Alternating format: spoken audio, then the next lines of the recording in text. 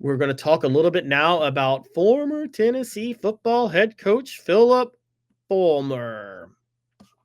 Fulmer, who obviously coached Tennessee from 1992 to 2008, was quoted Tuesday morning in an article by Adam Sparks on how to handle Joey Aguilar and Jake Merklinger. And he says that Tennessee's team culture and talent has shown that the Vols can manage a tough quarterback situation. And his exact quote, I'm going to give you a few quotes by Fulmer real quick. First one, if they've got a good quarterback room, the older guys and returning guys are going to help the new ones. When that happens, you've got something special. Then the playing time will work itself out on the field. Fulmer later, who himself coached true freshmen 3 times, and Peyton Manning, Casey Clausen, and Eric Ainge on the field. He maintained team harmony was huge for those teams. He said everybody wants the same thing, and that's a chance to win championships. That has to stay at the forefront of everything. He said that it's up to the team leaders to take charge, the older guys, to determine how this will go.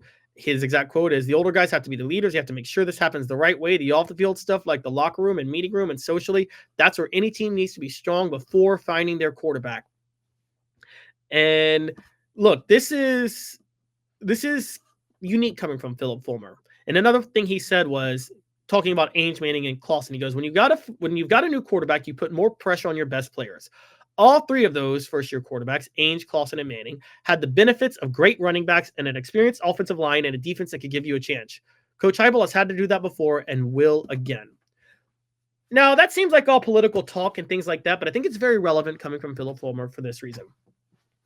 Fulmer has had some of his greatest success at Tennessee with new quarterbacks. As everybody remembers, Tennessee won the national title in 1998.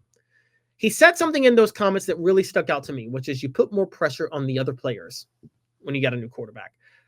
Guys, one of the biggest reasons I think Tennessee won the 98 national title and didn't win it in 97 with Peyton Manning was because with Peyton Manning leaving and T. Martin stepping in at Tennessee, I think a lot of players who were already great realized they had to step their game up just another level a bit because of the fact that they weren't going to have Peyton Manning there to bail them out. And that makes a huge difference. If you just want to go to Alabama and Nick Saban's situation, let's just talk about them. I mean, Tua Tagovailoa never won a national title as a starter for a full season. Bryce Young never won a national title as a starter for a full season. You know who did? A.J. McCarron, Greg McElroy, Jake Coker. Saban's best quarterbacks weren't winning national titles. And I think a lot of times, as good as his teams were, they were taking plays off a little bit when they felt they could rely on Bryce Young to make plays. At Tennessee, the question becomes, does Tennessee have the leadership from upperclassmen and guys like that to make sure they are still successful? And will they step up their game? Last year, I think you saw given all the hype behind Nico Iamaleava, it's highly possible that some players took plays off expecting Nico and Josh Heupel's system to be able to bail them out. That's not going to be the case now. Mentally speaking, they all know they have to step up their game because of the quarterback situation. Now, there were other issues. You had injuries at offensive tackle. Both tackle spots were hurt last year. Your wide receiver position, Drew McCoy, should not have started last year. He wasn't ready coming back from injury. He just wasn't fully healthy. On top of that, you had Squirrel White playing in the slot with a hurt shoulder, and Dante Thornton had played banged up his whole career on college at Tennessee, and he also was coming off a season-ending injury. So I think the receiving unit's already going to be better this year with Chris Brazzell locked in as one of the guys, and I think Mike Matthews locked in as the other. Both are a lot more healthy than the guys we're talking about were last year, which is a really big deal.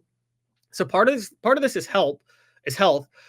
But at the same time, it's not like guys didn't step up last year when the offense wasn't doing what it needed to do. The interior blocking was great. Dylan Sampson was elite. The defense we talked about has really, really took a step forward. I mean, Tennessee's defense was incredible last year at different times. So there were a lot of players that did step up in different roles. I think the question is, do the wide receivers, specifically who are being acclimated into this system because they're all new starters, are they prepared to not just be acclimated anymore, realize they've really, really got to step up? I think that's the real big story about this, and that's kind of what Fulmer was alluding to. A quick message from Ted Russell Ford Lincoln Studios, and we'll talk a little bit more about this in a second. Like a blast from the past, the Super Dealer is back. Look to the skies, Knoxville. The Super Dealer is fighting for price, service, and the American-made. Ted Russell Ford is East Tennessee's #1 volume Ford dealer. Save up to $4,350 on a new Ford F-150 XLT, or get into a new Ford Ranger XLT with no payments for 90 days. Come see the Super Dealer today at either Ted Russell Ford location. I want to get to our poll question before we resume this topic. Who is Tennessee's best 2026 NFL draft prospect? Jamon McCoy, Arian Carter, Miles Kitselman, and Chris Brazel II. Jamon McCoy leads by a plurality at 46%, Arian Carter second at 29%, Miles Kitselman third at 18%, and Chris Brazel fourth at 7%. Now, building off what Phillip Fulmer said, who will step up and be the leader the Vols need amidst the new QB situation? And it's obviously got to be somebody on offense. So we're going to go Mike Matthews. No, we won't go Mike Matthews. We won't go there. We're going to say, I mean, guys, Tennessee is so young on offense. I would say Chris Brazel, Miles Kitselman, maybe Lance Hurd. I'm going for upperclassmen, guys. That's why I'm saying all these players. So bear with me. And then the other one you could say, I mean, I'm talking about, think of returning upperclassmen on the offense. There's just not many when you really think about it. Not many returning upperclassmen on the offense at all. So I think the only guy I could really probably say that's a third-year player on this front is maybe you. Who do you guys think? You guys chime in. I mean, Tennessee's looking younger and younger as you look at their offense and the breakdown of their offense. How about this? We'll say somebody on defense. Or Boo Carter. Well, yeah, Boo Carter. Even though he's not an upperclassman, he's acting like one because he's so much of a leader of this team. Who will step up and be the leader the Vols need amidst the new QB situation? Chris Brazel, Miles Kitselman, Lance Hurd, and Boo Carter. I think Miles Kitselman would be the best. He's experienced. He produced last year at a high level, fully healthy, and will be the #1 tight end next year. But I think that's a big deal over who steps up. Tennessee's got a lot of things to work out, guys. They have a lot of things to work out. But I think Phillip Fulmer is really pointing out that the leadership is very important. And by the way, to Phillip Fulmer's credit, when you talk about the 98 team with T. Martin winning a national title where players need to step up, the other one was obviously the 2014. And for those who don't remember, Tennessee went 10-2 in the 2003 regular season. They then lost the Peach Bowl to Clemson. Casey Clausen left. They were totally considered a rebuilding team in 2004. Were considered one of the top 5 teams on the decline by multiple magazine outlets. People thought that without Clausen, they were going to fall apart. C.J. Leak was a projected starter.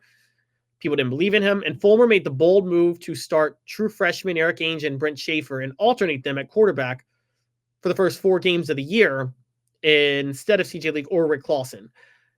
Eventually, Ainge won the starting role, but he got hurt. Schaefer got hurt.